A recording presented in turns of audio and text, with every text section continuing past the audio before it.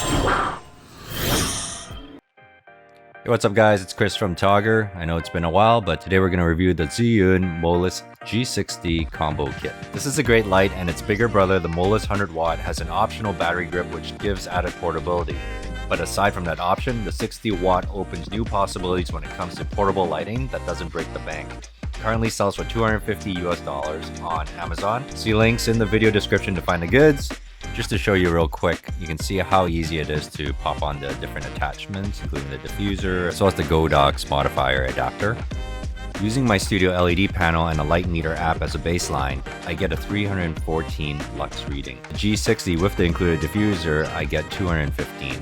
With the mini softbox, I get 156. I left the camera settings to show you the difference between this and a bigger light.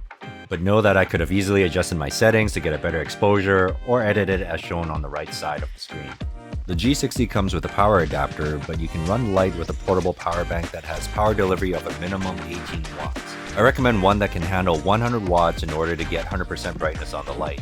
For comparison, the light would be limited to 24% brightness on an 18 watt power delivery power bank and 60% brightness on a 45 watt power delivery power bank. I did run the light at full brightness for 2 hours with no issues, including no flicker and no overheating.